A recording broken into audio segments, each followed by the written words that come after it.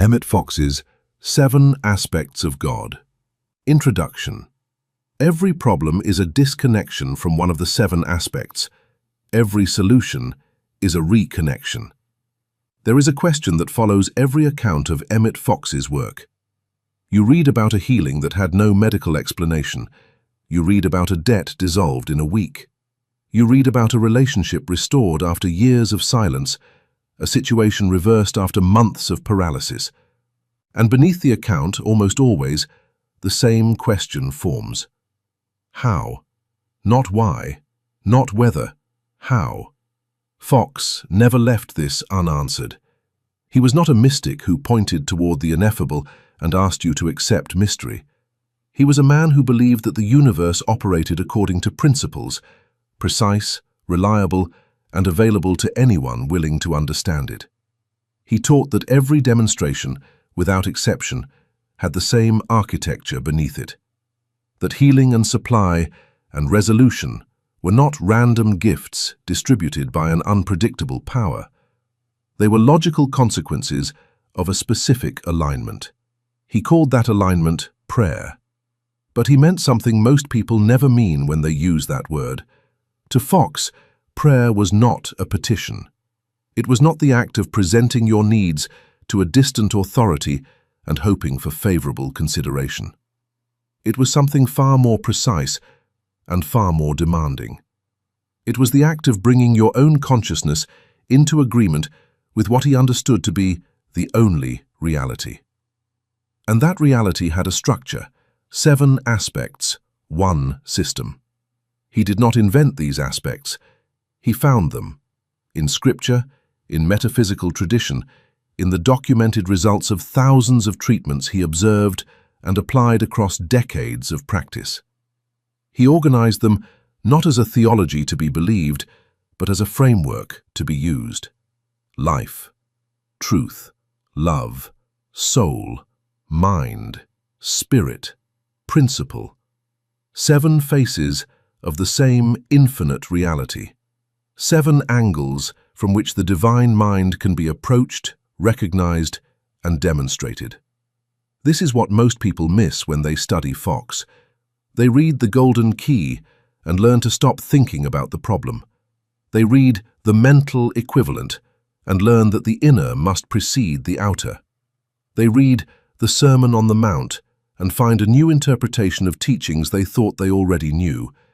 Each book opens something.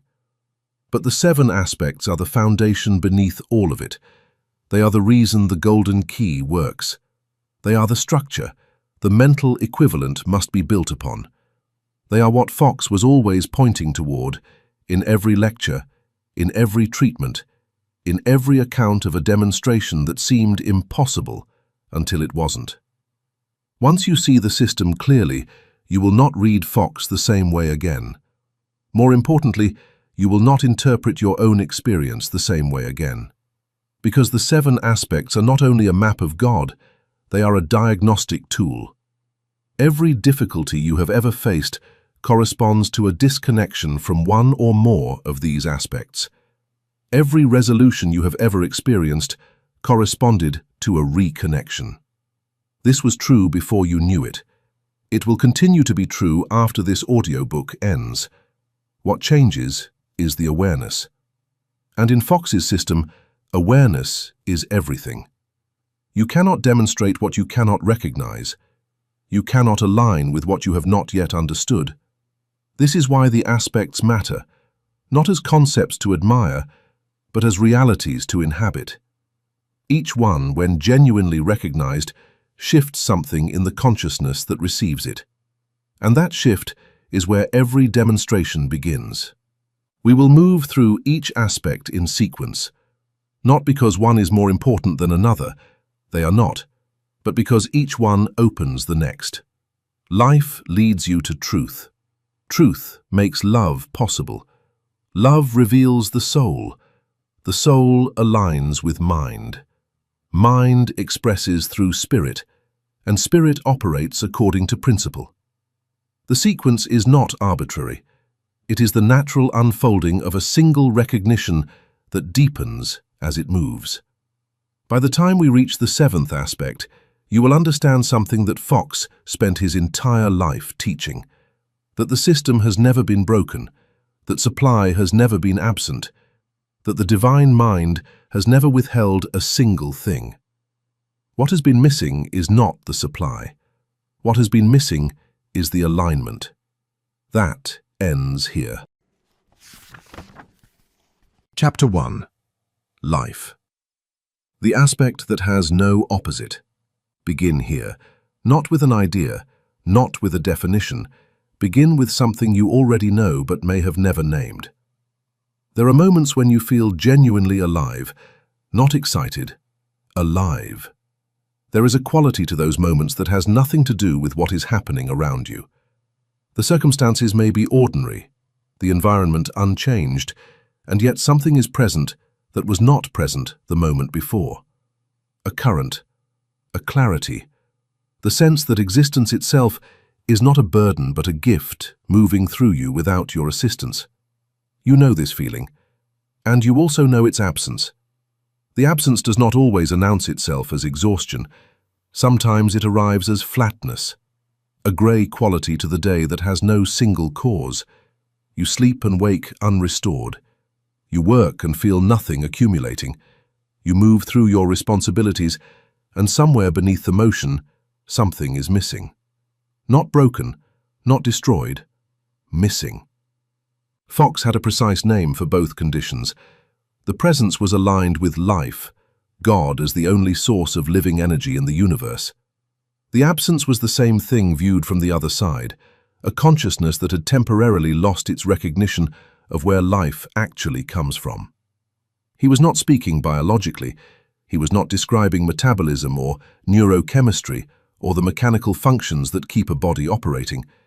He was speaking ontologically, about existence itself, about the energy that underlies all form, all function, all experience. The energy that is not produced by anything because it is the source of everything. In Fox's system, life is the first aspect of God because it is the most fundamental. Before truth can be recognized, something must be alive to recognize it. Before love can be expressed, something must have the energy to express it. Life is the ground beneath every other aspect. It is what makes the system capable of operating at all. And here is where the teaching becomes uncomfortable for most people. You have been conditioned, by culture, by habit, by a lifetime of observing cause and effect, to believe that you generate your own energy, that vitality is something you produce through sleep, nutrition, exercise, and discipline, that if you are depleted, the solution is to add something: more rest, more fuel, more effort applied to recovery. This framework is so deeply embedded that it feels like biology rather than belief. Fox would not argue with the biology. He would simply point to something beneath it. He would ask you to consider that the energy you experience as vitality, the quality of aliveness that makes a good day feel different from a bad one, even when the circumstances are identical, does not originate in the body. The body expresses it. The body channels it, conducts it, makes it visible in physical form. But the body does not produce it any more than a wire produces electricity. The source is the divine mind, the aspect called life. This is not a comforting metaphor. It is a precise claim with precise consequences. Because if life originates in the divine mind and the body merely expresses it, then depletion is not fundamentally a physical problem. It is a consciousness problem. It is what happens when the channel between your awareness and the source becomes obstructed by fear, by effort, by the sustained belief that you are alone in the work of keeping yourself alive and functioning. Look at the quality of exhaustion that does not respond to rest. You have encountered it. Perhaps you are encountering it now. Sleep does not restore it because sleep addresses the body, and the body is not where the problem lives. The problem lives in a consciousness that has been spending energy it believes it must generate itself, pushing, forcing, controlling, sustaining, without any recognition that the source of all energy is available and inexhaustible, and requiring nothing from you except alignment. Fox documented this pattern repeatedly. People who came to him were physically depleted, medically diagnosed, and functionally unable to continue. And in case after case, the restoration did not begin with a treatment of the body. It began with a recognition in consciousness, a single shift in the understanding of where life comes from. And from that shift, the body followed. Not because it had been commanded to, but because the obstruction had been removed and the natural flow of life had resumed. This is the first demonstration principle Fox establishes. Life is not restored. It is recognized as never having left. The divine mind does not withdraw life. It cannot. Life is not something that is distributed selectively, granting more to some and less to others, based on behavior, belief, or merit. Life is what the divine mind is, expressed continuously, without interruption, without diminishment. What changes is not the supply of life. What changes is your awareness of it. And awareness can be trained. Fox's method for returning to life was not complicated. It was demanding, but not complicated. It began with stillness. Not the stillness of collapse, not the flatness of giving up, but the deliberate quieting of the effort that has been substituting for alignment. You stop trying to generate what you have been trying to generate. You become still enough to notice what was always present beneath the effort. Then you turn your attention, not your emotion, not your hope, but your actual directed awareness, toward the truth of the aspect itself. God is life. Not a God who has life, not a God who gives life as a reward, but a God who is life in its pure, unobstructed, inexhaustible form. And you, as Fox taught consistently across every work he produced, are not separate from this God. You are an individualization of this God. The life that animates the universe is the same life that animates you, not a portion of it, not a diminished version of it, the same life expressing itself at the point where you are. This recognition, held steadily and sincerely, begins to change something. Not immediately, perhaps. The habit of depletion is strong. The belief that you must generate your own energy has been reinforced by decades of experience. It does not dissolve in a single moment of understanding, but it begins to loosen. And as it loosens, something moves. A quality returns that you recognize but cannot quite name. The current that was absent begins to flow again. Not because you have done something to produce it, because you have stopped doing something that was blocking it. This is what Fox meant when he said that demonstrations are never acts of creation. They are acts of recognition. You do not create life. You cannot. It was never yours to create.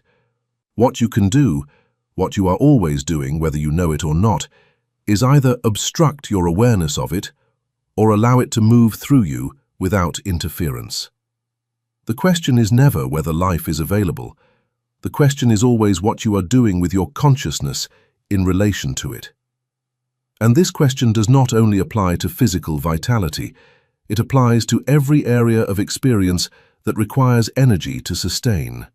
Your work, your relationships, your creative capacity, your ability to engage with life itself without feeling that you are being slowly emptied by it. Wherever you feel the quality of depletion, wherever effort produces diminishing returns, wherever you find yourself running on a reserve that never seems to replenish, the aspect of life is where the examination must begin. Not the body, not the schedule, not the circumstances, the consciousness, because consciousness is where the alignment lives. And alignment with life is not a technique you apply. It is a recognition you return to, again and again, as many times as necessary, until the recognition becomes more natural than the effort it replaces. Fox was unambiguous about this. He did not present life as one possibility among many. He presented it as the only source. which means that every strategy for generating vitality that does not begin here is, at best, a temporary measure, a way of managing the symptoms of a misalignment that remains untouched beneath the surface.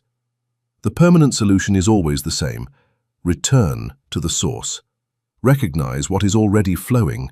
Remove the obstruction that your own thinking has placed between your awareness and the life that has never, for a single moment, stopped being available to you. That is not a promise, that is a principle. And principles do not make exceptions. Chapter 2. Truth, the aspect that dissolves what was never real. There is a particular kind of suffering that is almost entirely constructed, not imagined in the dismissive sense, not fabricated or exaggerated or unworthy of attention, constructed, built carefully, brick by brick, from interpretations that felt reasonable at the time, from conclusions drawn from appearances, from a diagnosis accepted as final, a forecast believed as inevitable, a pattern observed so many times that it stopped feeling like a pattern and started feeling like the nature of things. You have lived inside one of these constructions. Perhaps you are living inside one now. Fox called this condition separation from truth, and he was precise about what he meant. He did not mean factual inaccuracy, the kind that can be corrected by better information. He meant something deeper, a fundamental misorientation of consciousness toward appearances as though they were the ultimate reality, when, in his system, they are never the ultimate reality. They are always secondary, always derivative, always the expression of something prior, a mental state, a level of consciousness, an acceptance that has been granted without examination. Truth, as Fox understood it, is not a fact. It is an aspect of God. It is what exists in the divine mind, complete, unchanged, unaffected by what appears on the surface of experience. The divine mind does not contain illness as a truth. It does not contain lack as a truth. It does not contain failure, limitation, or irreversible loss as truths. These are appearances. They arise in experience as expressions of a consciousness that has lost its alignment with what is actually real. And because they arise in experience, because they can be seen and measured and felt, they are granted the authority of truth. This is the error Fox spent his entire career addressing. Not gently. He was not a soft teacher on this point. He insisted, with a directness that made some people uncomfortable, that the outer world is not primary. That's what you see is not the final word on what is real. That every condition you are currently experiencing, regardless of how long it has persisted, regardless of how many experts have confirmed it, regardless of how much evidence seems to support its permanence, is a secondary reality, an effect, and effects can change when their cause is addressed. The cause is always consciousness. This is where the aspect of truth becomes not merely philosophical, but practically urgent. Because if every condition is an expression of a prior mental acceptance, then the question you must ask about any difficulty is not how to manage it, negotiate with it, or endure it. The question is, what have I accepted as true that is producing this? It is a demanding question. It removes the comfort of blame. It removes the familiar structure in which circumstances happen to you, and you respond. It places the examination precisely where Fox always placed it, at the level of your own thinking, your own acceptance, your own willingness to grant appearances the authority of truth. And it requires a distinction that Fox was careful to maintain. He was not asking you to deny appearances. He was not teaching the kind of forced positivity that pretends a problem does not exist by refusing to look at it. That is not alignment with truth. That is avoidance wearing the costume of spirituality. Fox was asking something more rigorous. He was asking you to look at the appearance clearly, to acknowledge what seems to be present, and then to question whether it is the final word. Is this the ultimate reality, or is this the expression of a prior misalignment? Is this what exists in the divine mind? Or is this what exists in a consciousness that has temporarily lost its orientation toward what is real? These are not rhetorical questions. They are the beginning of treatment. They are the first movement of a consciousness turning away from the authority of appearances and toward the authority of principle. Fox documented this turning in case after case. People who had been told their condition was permanent, people who had accepted a forecast as a life sentence, people who had lived so long inside a particular difficulty that they could no longer remember what it felt like to be outside it. And in each case, the demonstration did not begin with a change in circumstances. It began with a change in what was being accepted as true. Not a forced change, not a performance of confidence, a genuine shift in the underlying acceptance, a willingness, however small at first, to consider that the appearance might not be the whole story, that the divine mind might contain a different truth about this situation than the one currently being experienced. That willingness is the crack through which truth enters. And once it enters, it does not operate gently. Truth, in Fox's system, does not negotiate with appearances. It does not gradually improve them or incrementally reduce them. It dissolves them. Because appearances have no independent reality to sustain themselves against, they are maintained entirely by the consciousness that accepts them. Remove the acceptance, replace it with genuine recognition of truth, and the appearance loses the only thing that was keeping it in place. This is why Fox called certain demonstrations sudden, not miraculous in the sense of violating natural law, miraculous in the sense of being faster than the person expected, because they had assumed that change would be gradual. Change is gradual when the shift in consciousness is gradual. When the shift is complete, when the acceptance of the appearance is genuinely withdrawn and replaced with the recognition of truth, the demonstration can be immediate, because there is nothing left to sustain the condition. The appearance was never real in the way you thought it was. This is the most challenging teaching in Fox's entire system, not because it is complicated, because it is simple in a way that leaves nowhere to hide. If the condition is an expression of what you have accepted as true, then the condition is telling you something precise about the state of your own consciousness. It is not a punishment. It is not evidence of failure. It is information, a precise readout of where the misalignment lives, and misalignment can always be corrected. Fox's method for returning to truth followed the same structure as his method for returning to life, but with a different quality of attention. Where life required a stilling of effort, truth requires a stilling of conclusion. You stop treating the appearance as final. You stop building your understanding of the situation on what you can see, measure, and confirm through external evidence. You turn instead toward what Fox understood as the nature of the divine mind, the only place where truth, in its absolute sense, actually resides. In the divine mind, your situation looks different, not better in a wishful sense, truer. The illness does not exist there as a permanent condition. The lack does not exist there as an inevitable outcome. The relationship does not exist there as irreparably broken. These are appearances generated by consciousness. The divine mind contains their correction, complete, present, already established, waiting not for time to pass, but for consciousness to align with what is already real. This alignment begins with a single act. You withdraw your agreement from the appearance, not dramatically, not by arguing with it, or suppressing it, or performing a confidence you do not feel. Simply by recognizing, quietly and precisely, that what you are looking at is not the final truth about this situation, that the divine mind has not confirmed this condition. That truth, the aspect of God, contains something different, and that your task is not to produce that different reality, but to recognize it as already existing and allow your consciousness to come into agreement with it. This is what Fox meant by seeing through appearances, not ignoring them, not pretending they are absent, seeing through them, the way you see through a window rather than at it, to the reality that exists beyond the surface. the reality that the divine mind has always maintained, regardless of what the surface has shown. And as this seeing stabilizes, something begins to shift.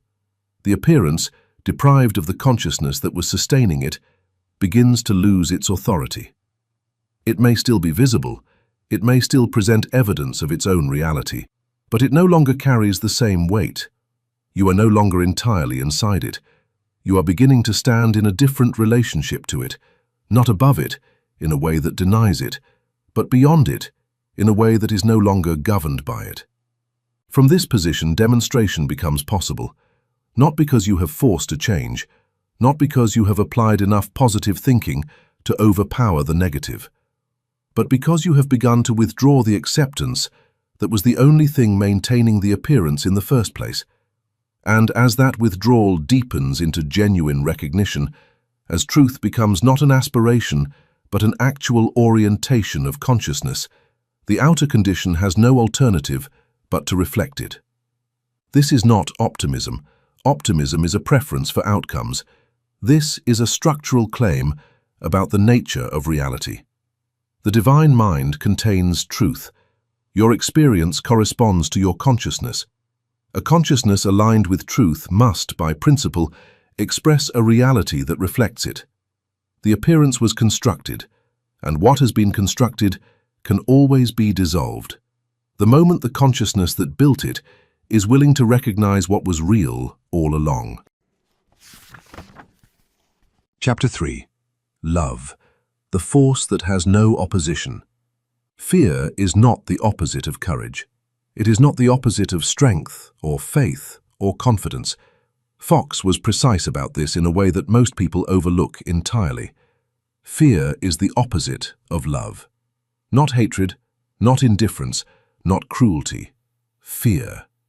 And once you understand why Fox placed these two in direct opposition, the entire landscape of your experience, every conflict, every strained relationship, every situation that refused to resolve, begins to look completely different. Love, in Fox's system, is not sentiment. It is not the warm feeling that accompanies affection or the emotional current between people who are close. These are expressions of love. They are not love itself. Love itself is the third aspect of God, the full and unrestricted expression of divine life moving through consciousness without obstruction. It is not something you feel towards certain people under certain conditions. It is what the divine mind is, expressing itself without limit. And fear is what happens when that expression is blocked. This is the diagnostic key for this aspect. Wherever fear is operating, in any of its forms, including the ones that do not present themselves as fear, love is absent, not destroyed, not unavailable, absent from the consciousness that has closed itself against it. And in that absence, every form of conflict becomes not only possible, but inevitable. Look at the relationships in your life that carry tension, the ones that require management, negotiation, and careful navigation, the ones where you must calculate what to say and what to withhold, the ones that exhaust you not because of what happens in them, but because of the constant low-level vigilance they demand. Fox would not begin by examining the other person. He would begin by examining the fear. What are you afraid of losing? What are you afraid of becoming? What outcome are you working beneath the surface of every interaction to prevent? These questions locate the obstruction, and the obstruction is always the same thing, a consciousness that has moved away from love and into the contracting, defensive, calculating posture that fear produces. Not because you chose fear deliberately, because fear presents itself as reason, as protection, as the intelligent response to a world that has demonstrated its capacity to disappoint. Fox did not argue with the disappointments. He simply pointed to what they cost. A consciousness governed by fear cannot demonstrate love, not because it is morally deficient, but because the two states are structurally incompatible. You cannot simultaneously contract against a possible loss and remain open to the flow of an aspect of God that is, by its nature, unrestricted. The contraction itself is the obstruction, and the obstruction is what prevents both the giving and the receiving of what love, fully expressed, would naturally produce. This is why Fox called love the quickest path to demonstration. Not the easiest, the quickest. Because love, when genuinely established in consciousness, does not negotiate with opposition. It dissolves it, not by overpowering it, by removing the fear that was the only thing sustaining it. Every enemy neutralized in Fox's documented cases followed this pattern. The situation appeared hostile, the other person appeared fixed in their opposition, the circumstances appeared immovable, and the demonstration began not with a change in the situation, but with a change in the consciousness facing it. A genuine movement from fear, from the defensive, calculating, self-protective posture into the open, unrestricted expression of love as an aspect of God. And the opposition dissolved, not always immediately, not always dramatically, but consistently, because opposition, like every appearance, has no independent reality. It is sustained by the fear that meets it and mirrors it back. Remove the fear from one side of the equation, replace it with genuine love, and the equation itself changes. The practical question is always the same. How? Fox called his method the yoga of love. Not a technique of forced affection, not the performance of warmth toward people you find genuinely difficult. Something more demanding and more precise. You begin by recognizing love not as something you must generate, but as an aspect of God that already exists, complete, present, and available to any consciousness willing to align with it. Then you direct that recognition outward, not toward the behavior of the person, not toward the situation as it currently appears, toward the reality that, within the divine mind, every individual is an expression of the same life, the same truth, the same love. The hostile behavior is an appearance. The fear beneath it is an appearance. What is real, in the only sense Fox recognized as ultimately real, is the divine nature expressing itself imperfectly through a consciousness that has also lost its alignment. You are not excusing the behavior, you are seeing through it to what is actually there.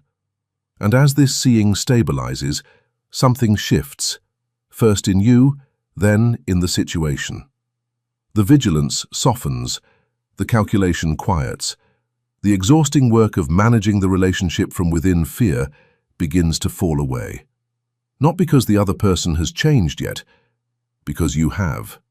And in Fox's system, that change in consciousness is the only change that was ever required to begin the demonstration. Love does not wait for conditions to improve before it expresses first, and conditions follow. This is the aspect that most directly challenges the way you have been taught to protect yourself. Every defensive strategy you have developed, every wall, every calculation, every careful management of what you reveal and what you withhold, is fear operating as wisdom. Fox would not tell you to abandon those strategies through an act of will. He would simply ask you to notice what they cost, and then to consider what becomes possible when love, as an aspect of God rather than a human emotion, is the orientation from which you meet your life. Chapter 4. Soul. The aspect that makes you original. There is a specific kind of exhaustion that has nothing to do with effort. It arrives after years of building an identity from the outside in, from achievements accumulated to prove something, from roles performed well enough that people stopped questioning them, from the slow, careful construction of a self that others would find acceptable, valuable, admirable. A self assembled entirely from reflected approval, with nothing at its center that belongs to you alone.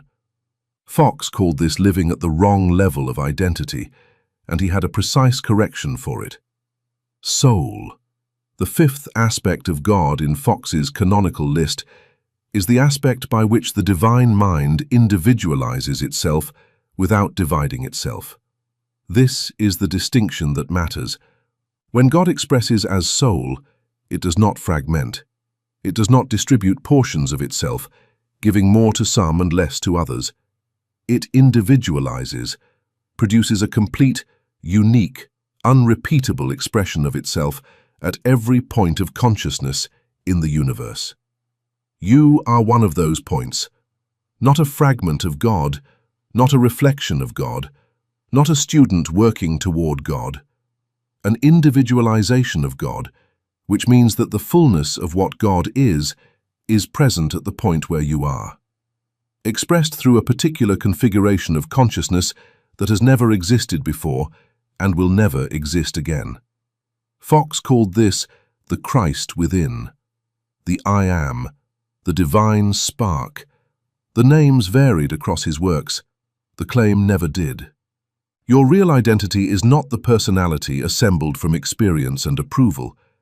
Your real identity is the presence of God expressing itself at the location of your consciousness, complete, original, and requiring nothing from the outside world to validate what it already is.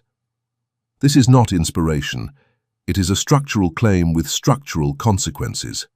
Because if your real identity is an individualization of God, then everything you have built your sense of self upon, the achievements, the roles, the carefully maintained image, is secondary. Not worthless, secondary. These are expressions of the identity, not its source. And when they are treated as the source, something goes wrong at a level that no amount of external success can correct. You begin to live in permanent debt to the opinions of others. Look at the mechanics of this carefully. When your identity is derived, when it depends on what others reflect back to you, then every interaction becomes a transaction. You are always, beneath the surface, calculating. Does this person see me correctly? Am I being perceived as I need to be perceived? Is my value being confirmed or questioned in this exchange? The calculation is exhausting, and it never resolves. Because a derived identity can never accumulate enough confirmation to feel permanently secure, there is always another interaction, another evaluation, another moment in which the reflection could shift. Fox's teaching on soul removes the entire framework, not by telling you to care less about others, not by encouraging a performance of independence that is itself another strategy for managing perception, by pointing to something that exists prior to all of it, an identity that is not assembled from experience, but given by nature. Not given by human nature, by divine nature. The nature of a God that individualizes itself completely at every point of its expression. Your value is not derived, it is intrinsic. It is not produced by what you do, it is not confirmed by what others think. It is not increased by achievement or decreased by failure. It is the natural condition of being an individualization of the divine mind. A condition that existed before your first success and will remain unchanged by your last failure. This recognition, genuinely held, changes the quality of everything. Decisions lose the weight of performance. You are no longer choosing based on what will be approved, but on what aligns with the identity that is actually yours. Relationships lose the quality of transaction. You are no longer extracting validation. You are simply present. Because presence is what genuine identity produces naturally, without effort. Work loses the exhausting quality of proof. You are no longer demonstrating your worth through output. You are expressing an identity that was never in question. Fox was clear that this recognition does not arrive through argument. You cannot reason your way into a genuine sense of original identity. The personality, which has spent years building its case for derived worth, will produce counter-arguments faster than any logic can address them. The recognition comes differently. It comes through stillness, through the same turning inward that Fox prescribed for every aspect, a deliberate withdrawal of attention from the surface identity and a redirection toward the deeper reality. In that stillness, you begin to sense something that is not assembled, something that was present before the achievements and would remain if they were removed. Not a feeling, a recognition, the awareness of an identity that does not require the outside world to confirm it, because it does not originate there. Fox called this the moment of realizing the I am, not a mystical event reserved for advanced practitioners, a practical shift in orientation available to any consciousness willing to stop looking outward for what can only be found within. The moment you recognize that you are not a person seeking God, but God expressing itself as a person, everything changes. Not the circumstances immediately, the center of gravity, the place from which you meet your experience. And from that center, demonstration follows naturally, because a consciousness grounded in its own divine identity does not operate from lack. It does not grasp, compete, or defend. It does not need to. The grasping, competing, and defending were strategies developed by a derived identity, trying to secure what an original identity simply is. When the original identity is recognized, the strategies become unnecessary. And in that release, quiet, undramatic, and permanent, something that had been consuming enormous energy becomes available for something else entirely. Chapter 5. Mind, the aspect that thinks without confusion. There is a moment most people recognize but rarely examine. You are facing a decision. Not a simple one, a decision with real consequences, real uncertainty, real weight. You sit with it. You analyze the variables, map the outcomes, consult your experience, and weigh the risks. And after all of that, after the full application of everything your intellect can bring to bear, you arrive not at clarity, but at a more sophisticated version of confusion. The analysis has not helped.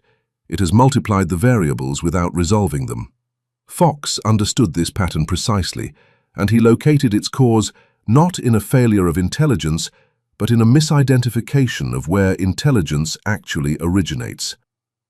Mind, the sixth aspect of God in Fox's system, is not your personal intellect. It is not the capacity for analysis, calculation, or rational problem-solving that you developed through education and experience. These are expressions of the mind, useful, necessary, and entirely secondary to what they express.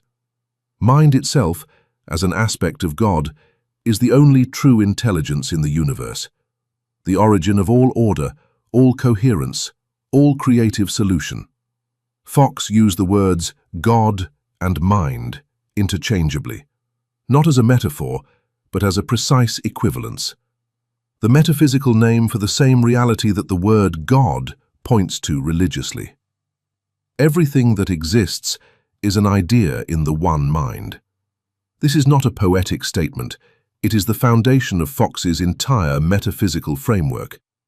If everything that exists is an idea in the one mind, then every solution to every problem already exists, fully formed, perfectly coherent, requiring nothing to be invented. It is already present as an idea in the mind that contains all ideas. Your role is not to generate the solution. Your role is to align your consciousness with the mind that already holds it. The personal intellect cannot do this alone, not because it is weak, because it is operating at the wrong level. The intellect works with what it already knows. It recombines existing information, applies existing frameworks, and draws on existing experience. This is enormously useful within its proper domain. But the problems that matter most, the ones that resist every intelligent strategy you apply, are precisely the ones that require something the intellect does not contain. They require access to the one mind. Fox was not anti-intellectual. He was a man of considerable intellectual precision, and his works reflect it. What he resisted was the assumption that the personal intellect is the highest available intelligence. That assumption is not only false, It is the specific belief that keeps most people trapped in circular thinking about their most important problems. Consider the quality of thought you experience when a genuine solution arrives. Not the solutions you construct through analysis, the ones that arrive. They have a different quality entirely. They come with a sense of recognition rather than invention. They feel found rather than made. They carry a coherence that your analysis was reaching toward but could not quite assemble. And they often arrive not during the analysis, but after it, in the stillness that follows the effort, when the personal intellect has temporarily exhausted itself and something quieter becomes audible. Fox would say that in those moments, you briefly aligned with mind. Not through any technique, through the accidental creation of the condition that alignment requires, the quieting of the personal intellect's insistence that it must solve the problem itself. In that quiet, the one mind, which was available the entire time, became perceptible. His teaching was simply this: stop making that alignment accidental. The method Fox prescribed for aligning with mind followed the same inward structure as every other aspect, but with a specific quality of attention. You begin by releasing the assumption that the solution must come from your personal thinking. This release is not passive. It is an active recognition that the one mind already contains what you are looking for, and that your personal analysis, however rigorous, is not the path to it. Then you become still. Not the stillness of mental blankness, the stillness of a consciousness that has stopped insisting and started listening. You turn your attention toward the nature of mind as an aspect of God. Infinite, ordered, coherent. It contains all ideas in perfect form.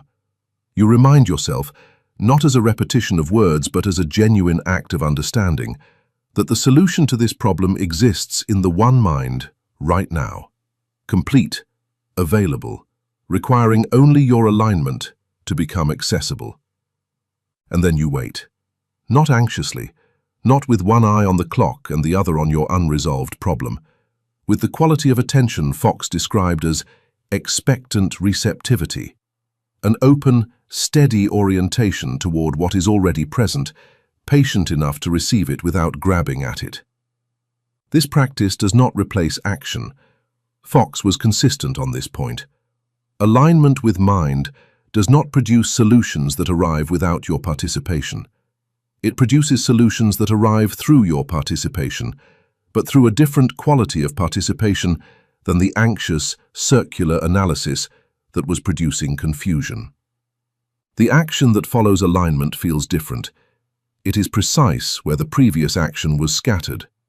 It is timely when the previous action was forced. It carries the coherence that your personal intellect was reaching toward but could not manufacture alone. There is a deeper consequence to this aspect that Fox addressed directly. If mind is the origin of all order, then disorder, in any form, in any area of experience, is not a natural condition. It is a departure from the natural condition. The natural condition of a consciousness aligned with mind is coherence, clear perception, decisions that fit the situation, the sense of being guided rather than lost. Disorder arises when the personal intellect, cut off from its source, attempts to operate on its own authority, generating noise where the one mind would generate a signal. This reframes every experience of mental confusion you have ever had. Confusion is not a sign of insufficient intelligence, it is a sign of insufficient alignment. The intelligence required to resolve the situation is not missing. It is present, complete, and immediately available in the one mind. What is missing is the orientation of your consciousness toward it, and that orientation is always within your capacity to restore. Fox's most direct statement on this aspect was also his simplest. There are two synonyms for God, mind and cause. Each means exactly the same thing, which means that every effect you experience, every condition, every circumstance, every outcome has mind as its ultimate cause. Not your personal mind, the one mind. And a consciousness aligned with that mind does not produce confusion, disorder, or insoluble problems. It produces coherence, because coherence is what the one mind is. And what the one mind is, expressed through a consciousness aligned with it, is what your experience must inevitably reflect. Chapter 6. Spirit, the aspect that animates what form cannot. There is a particular kind of emptiness that success cannot explain. You have built what you set out to build. The structure is correct. The effort was sustained. The result, measured by any external standard, represents genuine achievement. And yet something is absent from it, a quality that you expected the achievement to produce, but that the achievement, now complete, has conspicuously failed to deliver. The form is right, the feeling is wrong. Most people encountering this conclude that they built the wrong thing. So they build something else, larger, more refined, more precisely targeted at the feeling they are trying to produce, and they arrive at the same place. The form is correct, the quality absent, the emptiness unchanged beneath the new structure. Fox would not tell you to build differently. He would tell you that you have been building in the wrong order. Spirit, the sixth aspect of God, is what gives form its reality. Not its existence, its reality. A form can exist without spirit animating it. Buildings stand, businesses operate, relationships continue, and work gets produced. But existence without spirit has a quality that you recognize immediately when you encounter it, and even more immediately when you are inside it. It is the quality of motion without aliveness, function without meaning, presence without substance. Fox was precise about the relationship between spirit and form. He did not teach that matter is illusory or that the physical world is something to be transcended. He taught that form is the expression of spirit, that what appears as physical reality is always secondary to the spiritual reality that precedes and produces it. Spirit is not opposed to matter. It is what matters, correctly understood, always is. The visible expression of an invisible cause. This means that form follows spirit, always, without exception. And it means that when form is built without spirit as its foundation, when the structure is erected first and the spiritual reality is expected to arrive afterward, the result is always the same. The form exists, the spirit is absent, and no amount of refinement to the form will supply what was never established as its foundation. This is the sequence Fox insisted upon. Spirit first, form second. Not as a spiritual preference, as a structural necessity. The architect who designs without understanding the ground cannot build something that stands. The consciousness that constructs without establishing the spiritual reality cannot build something that lives. The form may stand, but it will not live. And you will feel the difference every time you enter it. Look at the work you do that carries genuine meaning, not the work you perform most competently, the work that feels alive while you are inside it. There is a quality to it that is not produced by skill or effort or the approval of others. Something moves through it that makes the doing of it different from the doing of everything else. You lose track of time inside it. You emerge from it not depleted, but somehow more present than when you entered. Fox would say that in those moments, spirit is moving through form without obstruction. And look at the work that produces the opposite effect, technically correct, professionally adequate, recognized and rewarded by every external standard, and yet hollow. You do it well and feel nothing accumulate. You complete it and find yourself not satisfied, but simply finished.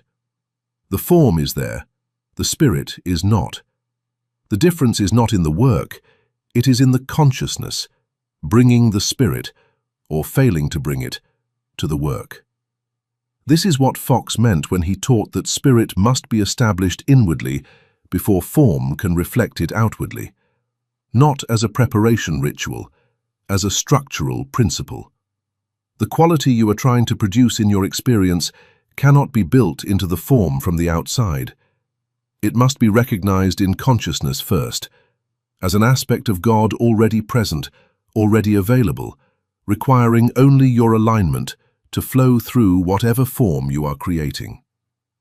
The practical application of this is more immediate than it sounds.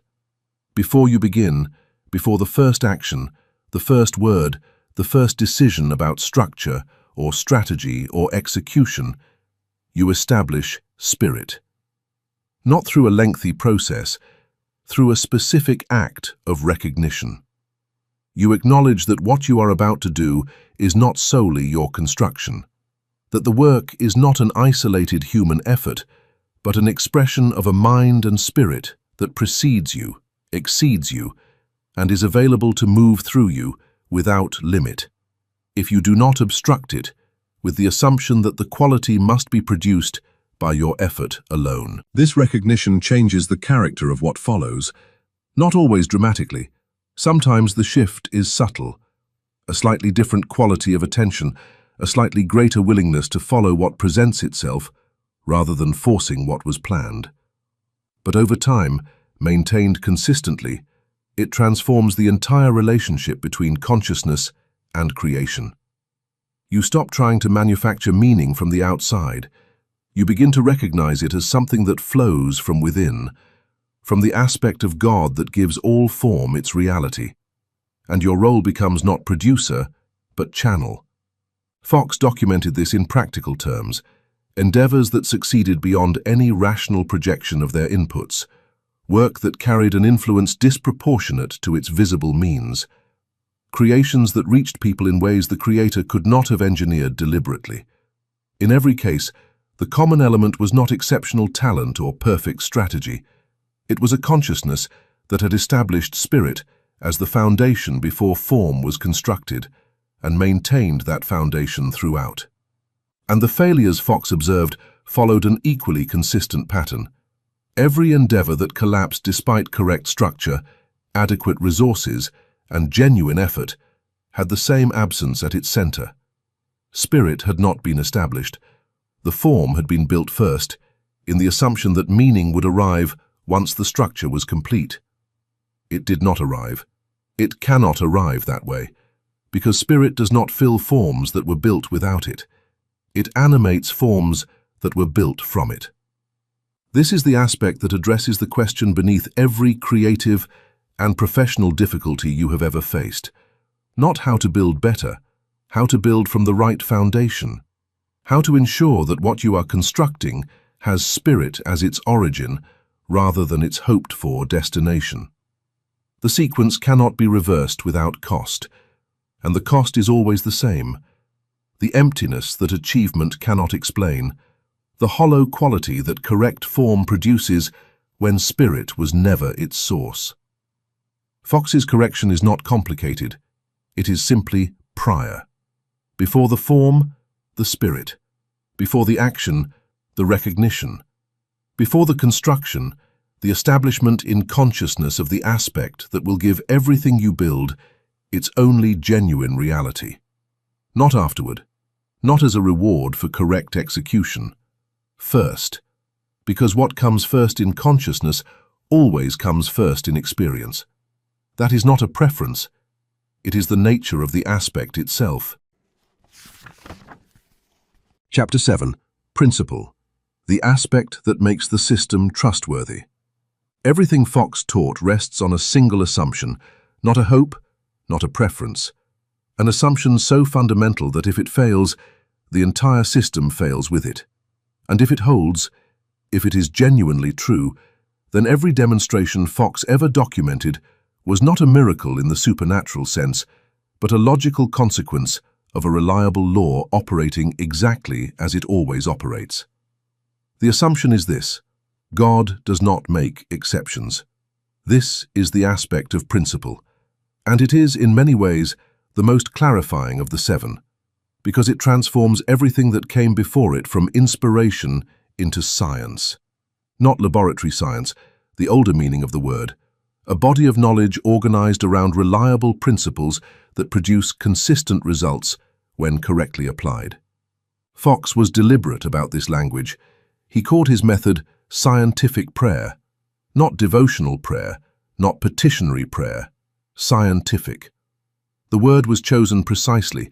It carried a specific claim that the relationship between consciousness and demonstration is not random, not dependent on divine mood, not granted as a favor to the especially sincere or the especially persistent. It is lawful. It operates according to a principle, and principle, by definition, does not make exceptions. This is where many people quietly resist Fox's teaching without realizing they are resisting it. On the surface, the idea that God operates according to an unchanging principle sounds reassuring. It sounds like stability, like reliability, like the elimination of uncertainty. And it is all of those things. But it also removes something that most people have been unconsciously depending on, the possibility of a special case. The belief in a special case is more common than it appears. It shows itself in the prayer that asks God to suspend the law just this once. In the spiritual practice maintained not as a genuine alignment, but as a negotiation, an accumulation of devotional credit that might eventually purchase an exception. In the quiet, unexamined assumption that perhaps the principle works for others, but that your situation is different enough, complex enough, damaged enough, that the law might not apply in quite the same way. Fox dismantled this assumption without apology. The divine mind does not have moods. It does not respond to urgency, to eloquence, to the volume or the frequency of your requests. It does not grant exceptions based on the depth of your need or the sincerity of your devotion. It operates according to a principle, the same principle, applied consistently to every consciousness that comes into alignment with it. This is not coldness. It is the most generous possible structure, because it means that what works for anyone works for everyone. The law available to the greatest demonstration Fox ever documented is the same law available to you, now, in whatever situation you are currently facing. No exceptions in either direction. This understanding changes the entire quality of your relationship to the system. When you believe that God might make exceptions, every demonstration becomes a negotiation. You are always wondering whether you have done enough, prayed correctly enough, believed sincerely enough to qualify for the result. The uncertainty is not about whether the law exists. It is about whether you have somehow earned your way past the conditions for its application. Principle eliminates that uncertainty entirely, not by guaranteeing every outcome you desire, by clarifying exactly where the variable lives. The law is not uncertain. Your alignment is. And alignment is something you can examine, refine, and correct, precisely because it is subject to principle rather than to an unpredictable will. This is the liberation Fox found in this aspect, not the freedom from effort, the freedom from doubt about the system itself. Once you understand that principle is an aspect of God, you stop questioning whether the law works. You start examining, with genuine precision, where your consciousness is and is not aligned with it. The question shifts from, will this work, to, where am I not yet aligned? And that is a question you can actually answer. Fox's diagnosis for this aspect is the most direct of all seven. Look at the consistency of your demonstrations, not their size, their consistency. A consciousness genuinely aligned with principle produces results that repeat. Not identical results, results that follow the same structure. Alignment produces demonstration. Misalignment produces the appearance of lack. The pattern is reliable because the law is reliable.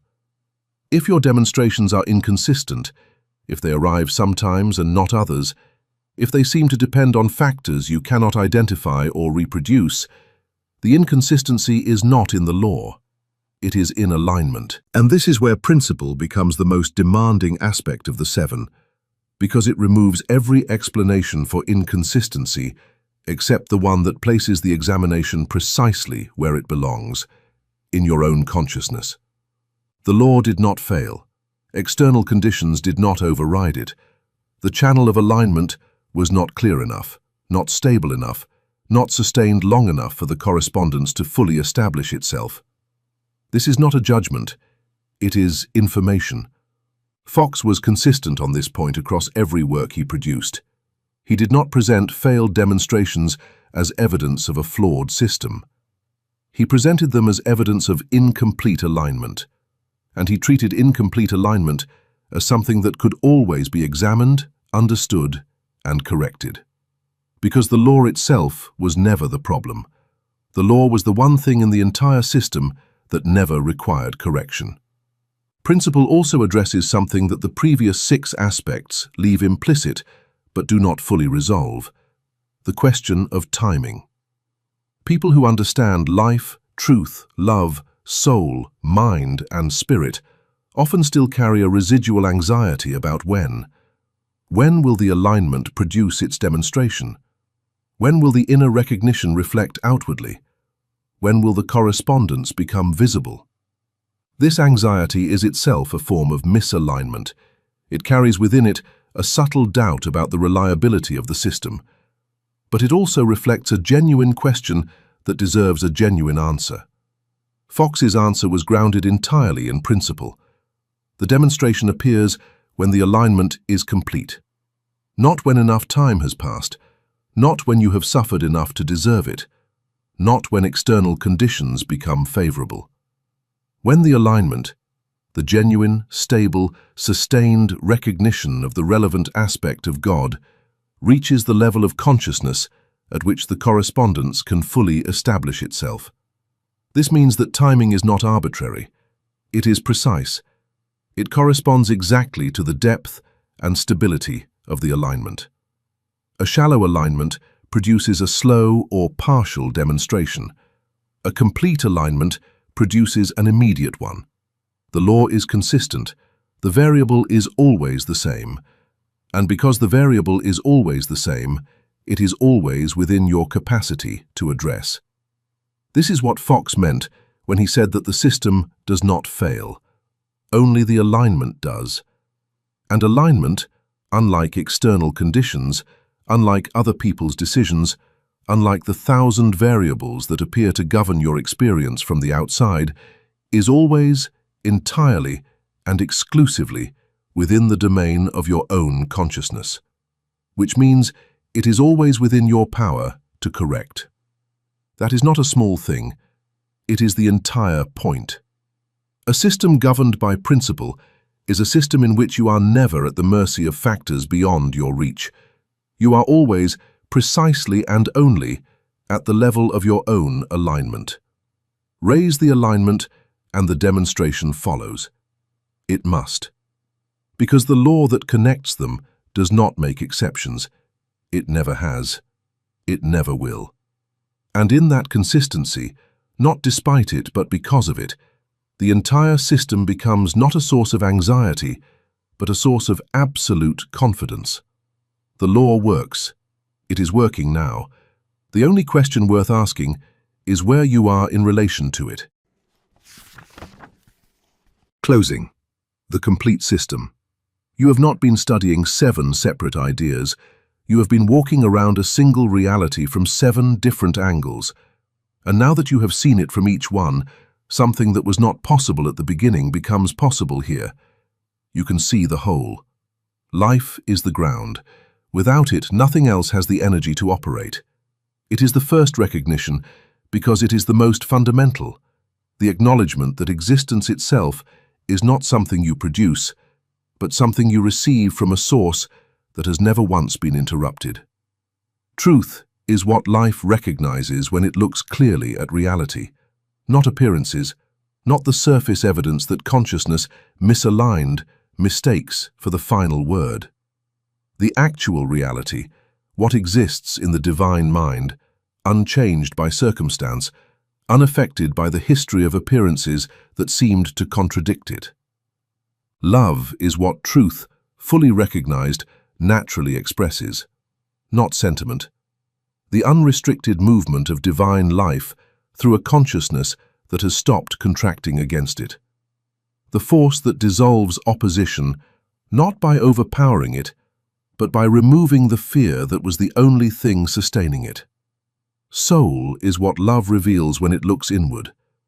The original identity, not assembled from experience or derived from approval, but given by the nature of a God that individualizes itself completely at every point of its expression. The recognition that you are not seeking God from a distance, you are God expressing itself at the location of your consciousness. Mind is what the soul thinks with when it is no longer thinking alone. The one intelligence that contains all ideas in perfect form. Every solution, every creative possibility, every coherent path through every situation that personal intellect alone cannot resolve. The aspect that makes guidance not a hope, but a structural availability. Spirit is what mind expresses through when form is built in the correct order. The animating presence that gives reality to everything it moves through, and whose absence explains every hollow achievement, every correct structure that produced the wrong feeling, every success that arrived without the quality it was supposed to deliver.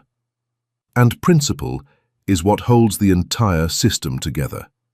The aspect that makes every other aspect reliable, the recognition that God does not make exceptions, that the law connecting consciousness to demonstration is consistent, available, and operating right now with the same precision it has always operated. That the variable is never the law, the variable is always the alignment.